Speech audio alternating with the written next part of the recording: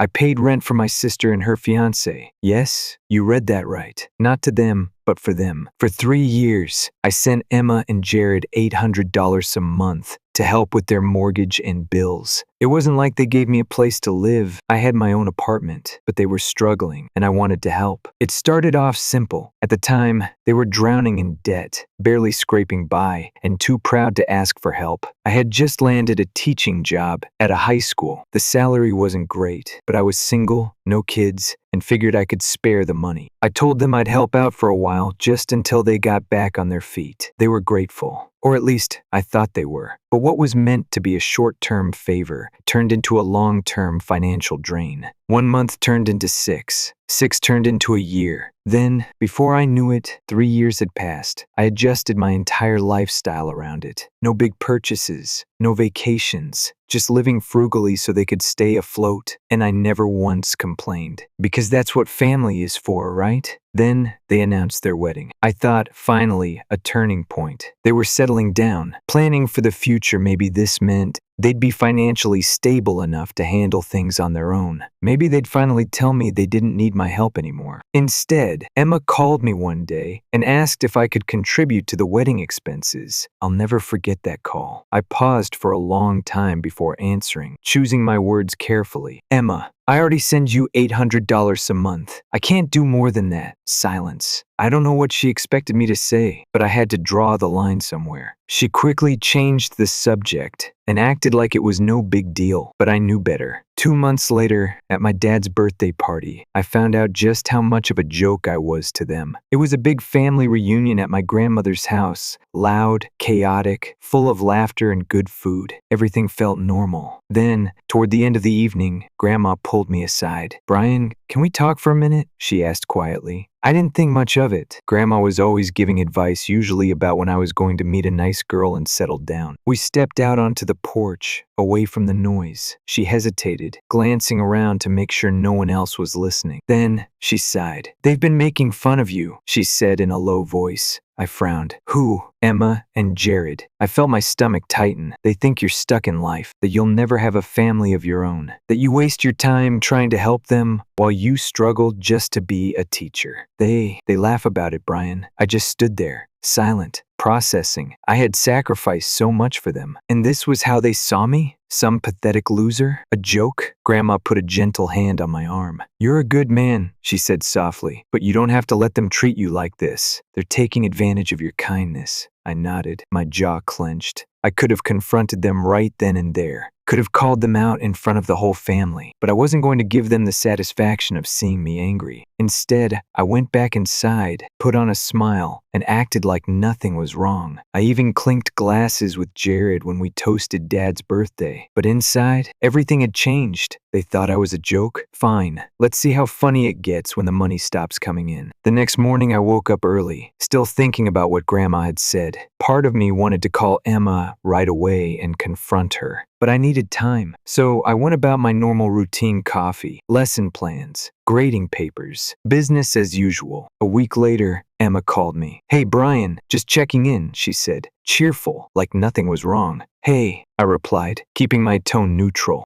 She rambled on about wedding plans, flowers, the guest list, some issue with the caterer. Then, casually, she dropped it in. "Oh, and Jared was wondering if you could send this month's rent a little early. We have a few things coming up." I almost laughed. "Yeah, about that." I took a slow breath, keeping my voice steady. "Actually, Emma, I'm going through some financial stuff myself. I won't be able to send the money this month." Silence. "Wait. You mean just this month, right? You'll still help us after that?" I shrugged, even though she couldn't see me. "I don't know, Emma. I've been helping for 3 years. I might need to focus on my own situation for a while." More silence. Then her voice tightened. "Brian, are you serious? We're counting on that money." I let the silence hang for a second. Then, calmly, I said, "Yeah, well, I was counting on my family not laughing behind my back." Another pause. She didn't ask what I meant, didn't try to deny it. She just gave a stiff, "Okay," and quickly ended the call. That was the beginning of the fallout. 2 weeks passed. No calls, no messages, but I knew something was brewing. Then one night, my mom called out of the blue. "Brian," she said, her voice immediately tense. "I just talked to Emma. Here we go. She said you stopped helping her with the bills. What's going on?" I sighed. Mom, I've been sending them $800 a month for 3 years. It's not like I owe them anything. Well, yeah, but they're family. And Emma said you've been acting distant. I cut her off. Did she also mention that they've been making fun of me behind my back? Silence. What are you talking about? She asked. So, I told her. I told her exactly what Grandma had said. For a moment, nothing. Then, her voice softened. Brian, I had no idea. I'm so sorry. You've done more for them than anyone could have expected. And for them to treat you like this. I understand why you're upset. Hearing that was a relief, but I knew things were about to get ugly. And I was right. Because a few days later, Jared called me. Hey, Brian, he said, his tone forced polite, but strained. Emma's really upset. I think there's been some kind of misunderstanding. Oh? I said, keeping my voice cool. Is that right? Yeah, man. I don't know where you're getting these ideas, but we've never said anything bad about you. You've been great to us. I almost rolled my eyes. Oh, so Grandma just made that up? I asked bluntly. Jared stammered. Look, if she said something, it was probably twisted. You know how old people can exaggerate. I cut him off. You know what, Jared? Let's not pretend. I'm done with the money. You guys are on your own. I hope the wedding goes well. Then, before he could argue, I hung up. But the real kicker? That came a few days later. Because Grandma, she had a secret to tell me, and it changed everything. I didn't expect things to be over just because I stopped sending money. Emma and Jared were too used to depending on me, and now that their free ride was gone, I knew they wouldn't just let it go. But what I didn't expect, what completely blindsided me, was what Grandma had to say. A few days after Jared's pathetic attempt at damage control, Grandma called me. Brian, honey, can you come over? I have something to show you, she said, her voice calm but firm. Curious, I drove to her house. She led me into her study, an old room filled with dusty books, family heirlooms, and the faint smell of lavender. I was going through some things and found this, she said, pulling out an old family photo album. She handed it to me, her eyes knowing. I flipped through the pages. There were pictures of me, Emma, and Jared as kids' Christmas mornings, birthdays,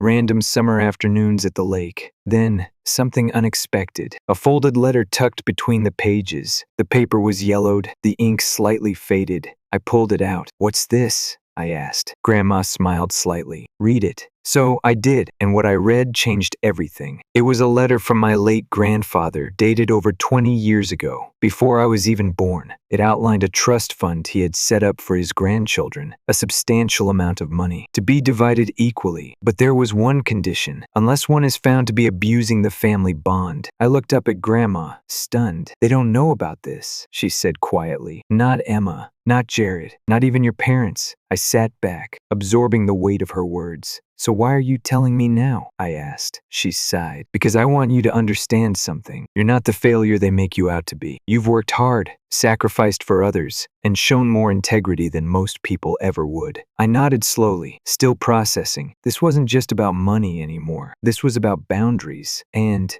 whether they knew it or not, karma was coming for them. The next week, the drama escalated. I started hearing whispers through the family grapevine. Emma and Jared were panicking. Apparently, cutting off their allowance had hit them harder than I thought. Jared's hours at work got cut. Emma was having trouble paying some of the wedding vendors. I figured they'd find a way to make it work. But instead, they started trying to guilt other family members into giving them money, and it backfired spectacularly. My mom mentioned to one of my aunts that I had been supporting Emma and Jared for years. Word spread fast, and soon everyone knew. Then, at some family gathering I wasn't even at, my Aunt Laura, who does not hold back, apparently ripped into Emma. You let Brian pay your bills for 3 years, and now you're playing the victim? Are you serious? Emma was mortified. A few days later, she called me, furious. What the hell, Brian? Did you tell everyone about the money? I stayed calm. No, I said simply. I only told Mom. You brought this on yourself. You have no idea how embarrassing this is, she hissed. I shrugged. Emma, I think you have bigger problems than embarrassment. I let that sit for a second before adding, maybe take a look in the mirror and ask yourself why you thought it was okay to treat me like a joke. She had no answer. I thought that would be the end of it. But Jared?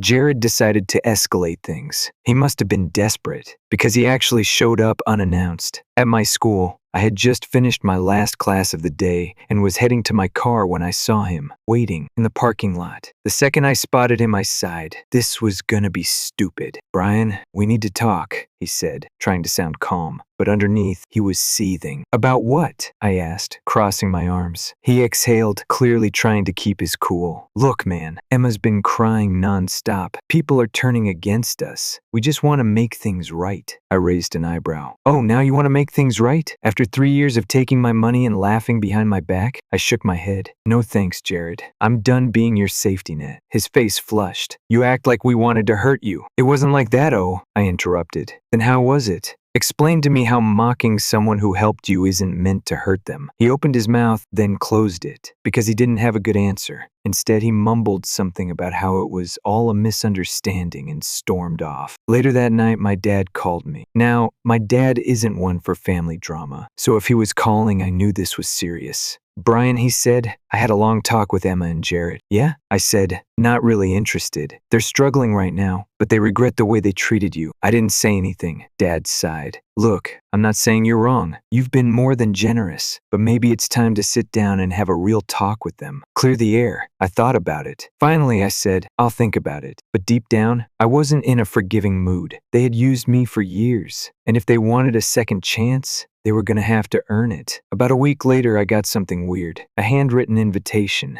It was from Emma. She wanted me to meet her and Jared at a coffee shop near their house for what she called a family meeting. I debated whether to go, but curiosity got the better of me. I wasn't expecting much, maybe some half-baked apology, some attempt to smooth things over. But what I walked into was worse. The cafe was almost empty when I arrived. Emma and Jared were already there, looking a little too rehearsed. Emma had that fake smile plastered on her face. Jared was fidgeting with his phone. Hey, thanks for coming, Emma said as I sat down. Sure. What's this about? I asked, keeping it short. She took a deep breath. Look, we just want to apologize. Jared nodded. We shouldn't have talked about you like that. It was wrong. We're really sorry. I studied them. It felt too smooth, too scripted. Okay, I said. But let me ask you something. They looked at me. If Grandma hadn't told me, I said slowly, would you have ever apologized? They froze. Emma glanced at Jared, who quickly said, Of course we would have. Eventually, I chuckled. Right, sure. They shifted uncomfortably, and that's when Emma dropped the real reason for the meeting. Brian, we need a favor. I almost laughed out loud. Here we go. Let me guess, I said. You need money. Emma hesitated. Not exactly, she said carefully. We need you to co-sign a loan for us. I just stared at her. Are you serious? I stared at Emma like she had lost her damn mind. Are you serious? Emma folded her hands on the table, her fake smile slipping. We've hit a rough patch. Jared jumped in quickly. We just need help refinancing the house. If you co-sign, we'll get a better rate. We'll handle the payments, you wouldn't have to pay anything. I let out a slow breath, trying to process the sheer audacity. They spent years living off my money, laughed at me behind my back, and now, after all that, they had the nerve to ask me to put my name on a loan for them? I shook my head, almost amused. You've got to be kidding me. Emma's face turned desperate. Brian, come on. We're not trying to take advantage of you. We're just trying to... You don't fix things by asking for more handouts. I cut in. You fix things by taking responsibility for your own lives. Jared slammed his hand on the table, making the coffee cups rattle. You're being unreasonable, Brian.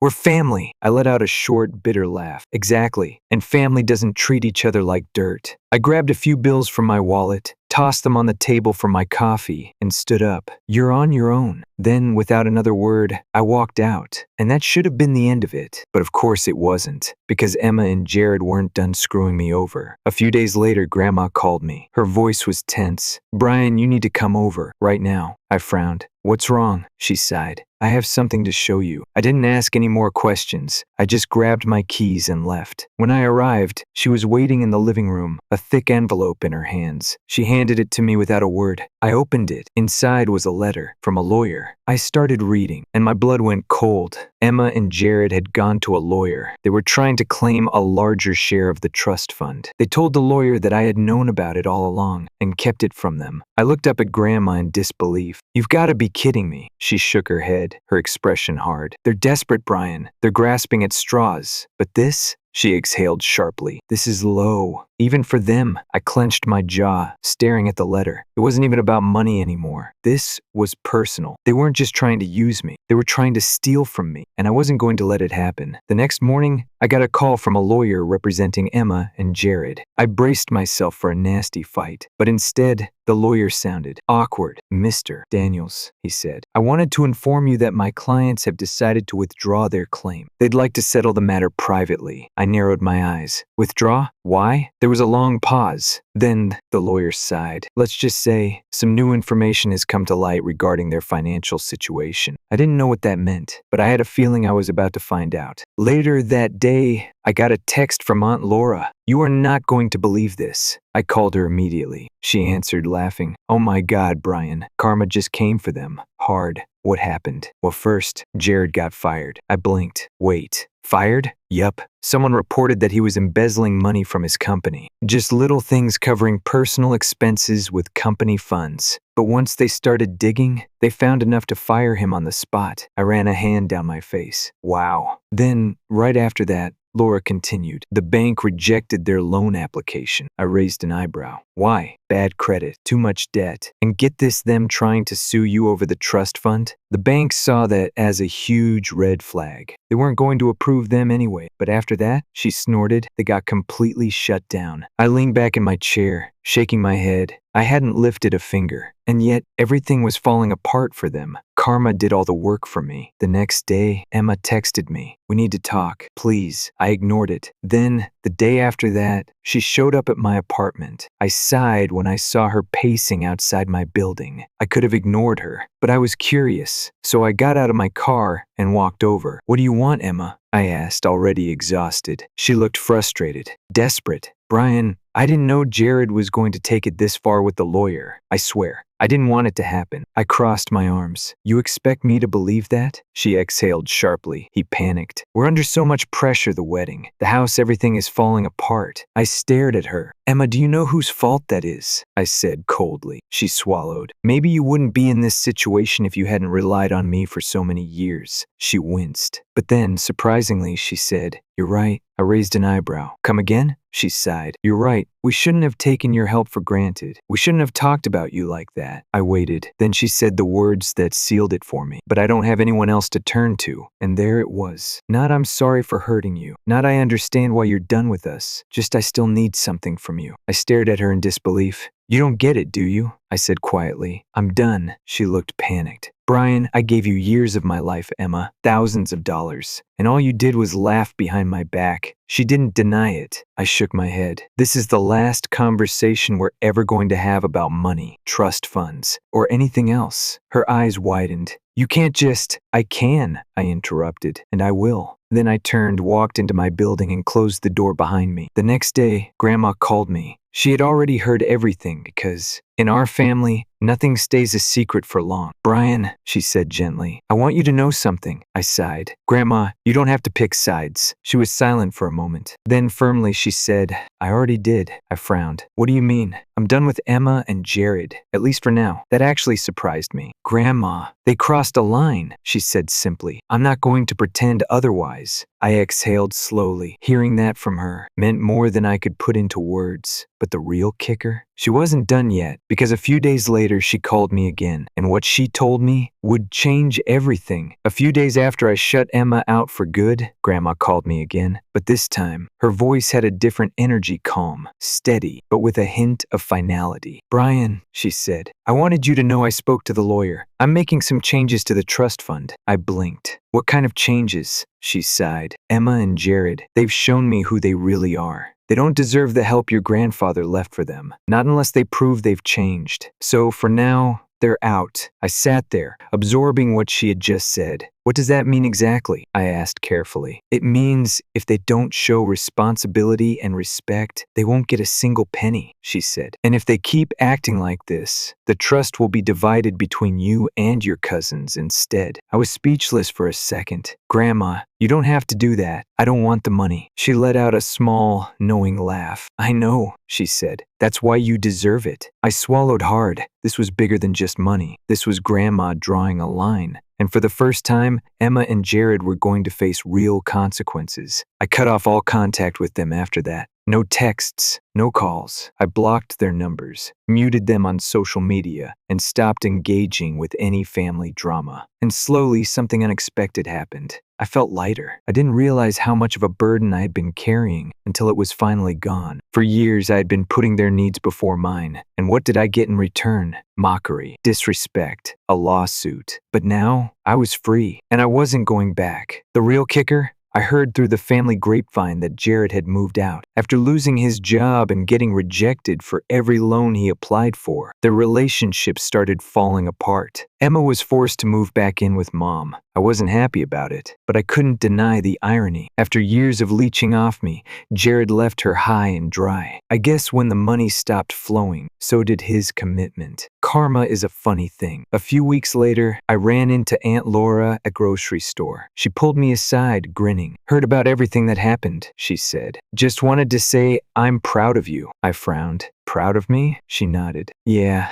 you finally stood up for yourself. Emma always had a way of manipulating people, but you didn't let her walk all over you." I shrugged. It wasn't easy, but I couldn't live like that anymore. "Well, you did the right thing." Then her grin widened. "Oh, and by the way, you might want to check in with Grandma." I raised an eyebrow. "Why?" Laura smirked. "Let's just say, Emma and Jared might not be included in the future trust fund plans." Sure enough, when I visited Grandma a few days later, she confirmed it. "I talked to the lawyer," she said. "They're officially out." I exhaled slowly. "They don't know yet, do they?" She shook her head. "No, and I'm not planning to tell them." I studied her for a moment. "Grandma," I said carefully, "are you sure about this?" She met my gaze, her expression firm. "Brian, I've never been more sure of anything in my life." I nodded, because deep down I knew she was right. Emma and Jared never reached out again after that. Not for an apology, not to ask for another favor, not for anything. And honestly, it was for the best. They made their choices. They took me for granted. And when I finally walked away, they learned the hardest lesson of all. Some bridges once burned can never be rebuilt. And I had no regrets. Not anymore. Story 2.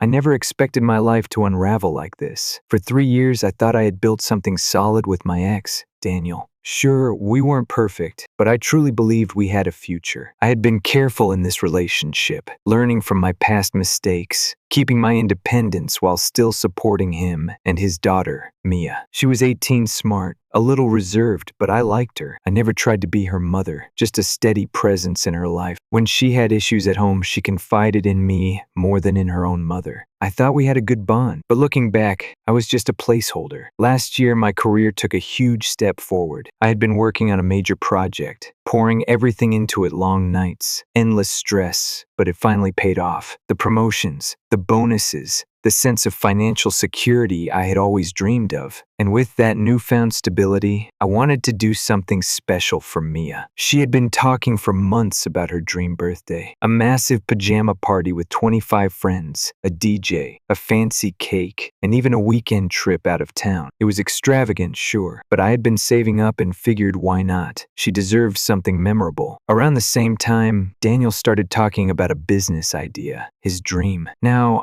I'm all for ambition, but the idea? A complete disaster waiting to happen. It was one of those half-baked, unrealistic plans that screamed financial ruin, and he wanted me to fund it. We weren't married. I had my own financial goals. I wasn't about to throw my hard-earned money into something I didn't believe in. When I told him no, he made me feel like I was the worst partner in the world. There was a heated argument, one of those ugly ones that leaves a bad taste in your mouth, even days later. He accused me of not being supportive, not believing in him. I apologized for how I said no, but I didn't change my mind. That's when things shifted. Daniel started acting different. At first, it was subtle. Little digs at my appearance, maybe you should try dressing up a little more. Comments about other women, you see how she does her hair? You should try that. They were small things, easy to brush off, but they chipped away at me. Then there was her. Sophie, his ex, from the very start. She had been an unspoken presence in our relationship. Daniel swore they were done, said he'd cut ties, but I started noticing things that made me uneasy. Mia was constantly engaging with Sophie's posts, liking, commenting, sharing. Normally, I wouldn't have cared,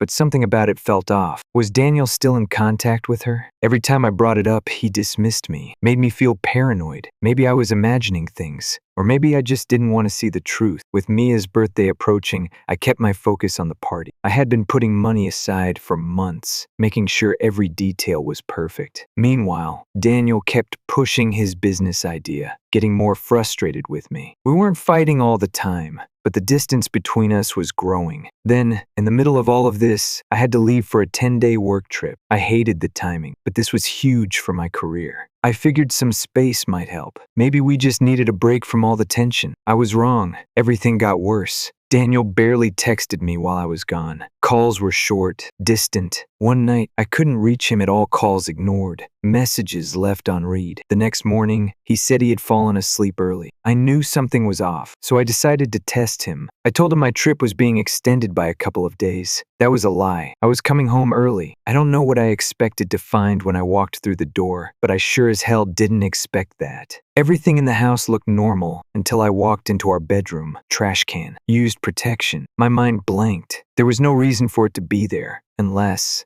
someone else had been in my bed and I didn't have to guess who. I felt my world crack in half. This wasn't paranoia. It wasn't overthinking. It was real. I didn't confront him right away. Maybe I was in shock. Maybe I just needed to process what I was looking at. I sat on the bed, our bed, staring at the undeniable proof of his betrayal. I didn't want to believe it. But how could I ignore it? That night, Daniel came home, all smiles, acting like nothing was wrong. I watched him, pretending, studying every movement, every lie that fell so easily from his mouth. Then I saw something that confirmed it the moment he walked in. He took out the trash. Daniel never took out the trash, ever. I had been played for a fool, and I was done. I barely slept that night. I lay in bed, staring at the ceiling, running everything over in my mind. The betrayal, the lies, the way Daniel had walked in like nothing happened, completely unaware that his little secret had already fallen apart. I felt sick. The anger, the humiliation, the sheer disbelief, it all sat in my chest like a weight. I couldn't shake, but I wasn't going to explode. Not yet. I needed more. So yeah, I did the thing. I went through his phone. Look, I know some people might judge me for that, but I don't care. At that point, I needed to see it with my own eyes. I needed proof, something undeniable, something that would stop me from second-guessing myself. And oh, I got proof. Hundreds of messages between him and Sophie, not just casual, catching up messages, flirty texts,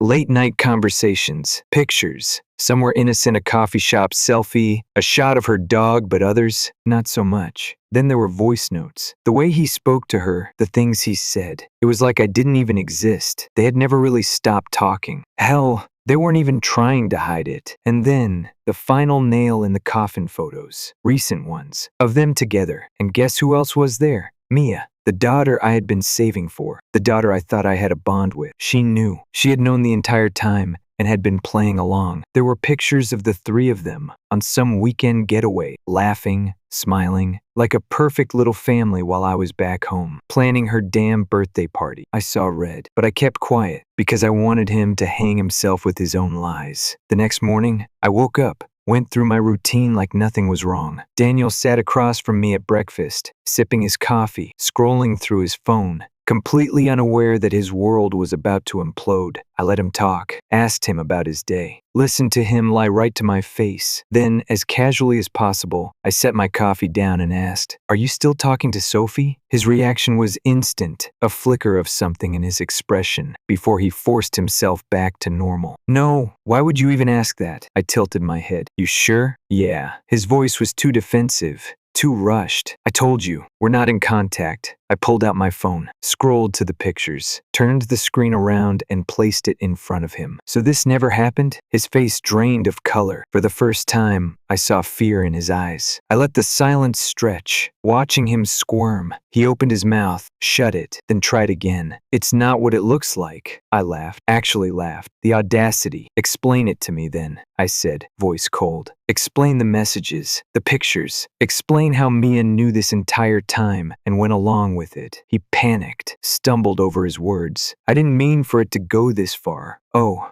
It went as far as it's ever going to go. We're done. His expression twisted into something desperate, but I wasn't giving him the chance to weasel his way out. I stood up, went upstairs, grabbed a suitcase, and started packing. My hands were shaking, but I didn't stop. The more I threw into that bag, the angrier I got. All those nights I had been there for Mia, all the times I had been her confidant. I wasn't trying to be her mother, but I was someone who cared. And this entire time, she had been perfectly fine with stabbing me in the back. By the time I came back downstairs, Daniel was still standing there, looking lost. He tried again, voice pleading, "Please, don't do this." Mia was just, "Don't." I grabbed my keys and walked out. I didn't look back. I went straight to my best friend Rachel's place. She opened the door, took one look at my face, and sighed. What did that idiot do now? So I told her everything. The affair, the messages, Mia. Her reaction was exactly what I needed. Oh, hell no. She paced the room, ranting on my behalf. And Mia was in on it? No, nope, not okay. I nodded, my chest tightening. I saved for months to throw her that birthday party. Rachel's eyes narrowed. Tell me you didn't actually go through with it. Oh, I didn't. That afternoon, I went straight to the bank and shut down the savings account I had set up for Mia's party. Every single dollar I had been putting aside, gone. Not wasted, just redirected to someone who actually deserved it. Me.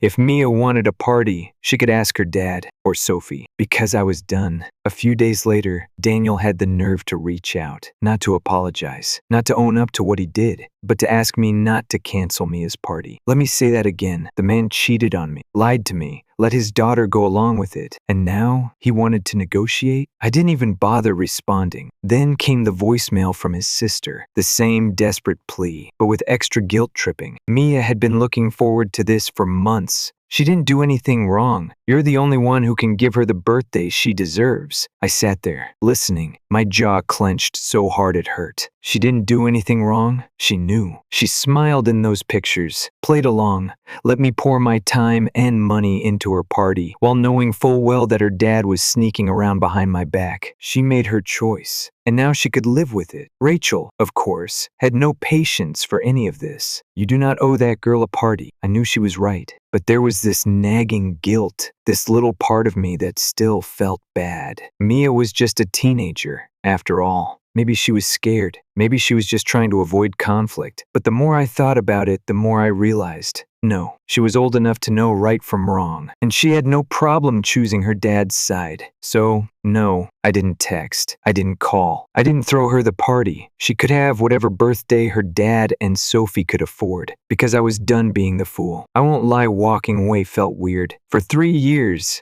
I had made Daniel and Mia a priority. I wasn't just leaving a cheating boyfriend, I was cutting off a whole chapter of my life. And despite everything, despite knowing I was making the right decision, there was this strange emptiness that followed me around for the first few weeks. But that's the thing about knowing your worth. It stings at first, but once you get through the initial burn, you start feeling lighter. Daniel, however, he was not handling it well. After I ignored his messages about MIA's party, he tried to play the "we can still be friends" card. Like, really? Friends? With the man who cheated on me in our home, lied to my face for months, and let his daughter be in on it? Hard pass. Then came the guilt tripping. You don't have to punish Mia for my mistakes. She really looked up to you, you know. She's been so upset about the party being canceled. Oh, so now she's upset? Not when she was grinning in pictures with her dad and his side chick. Not when she was perfectly fine, letting me plan her party while keeping that tiny detail a secret. She made her choices, and I made mine. I didn't respond. Rachel, of course, was my hype woman through all of this. They're still reaching out? Girl, they've got some nerve. They sure do,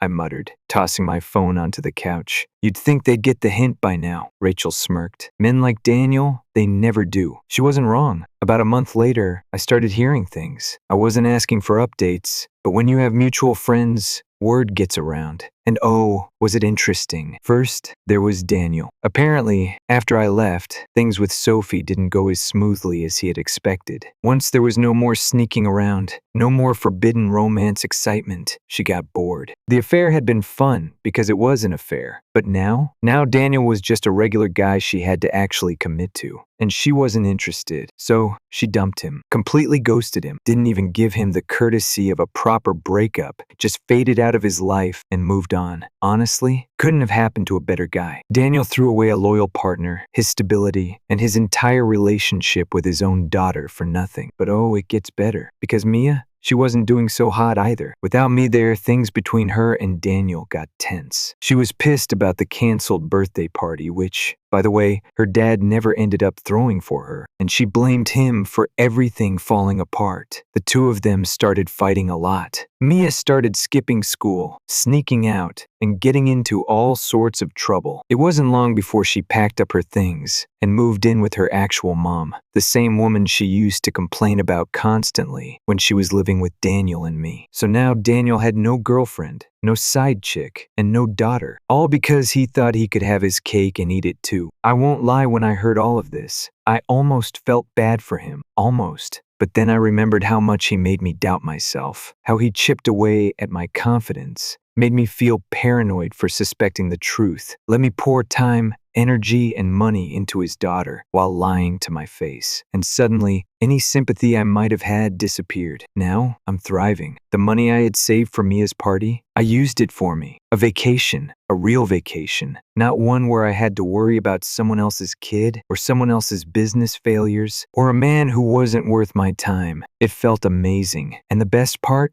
I didn't have to justify it to anyone. Daniel did try reaching out a few more times. A random text here, a half-assed hope you're doing okay there. But I never answered because I was doing okay. Better than okay. And he, well, he was exactly where he deserved to be alone.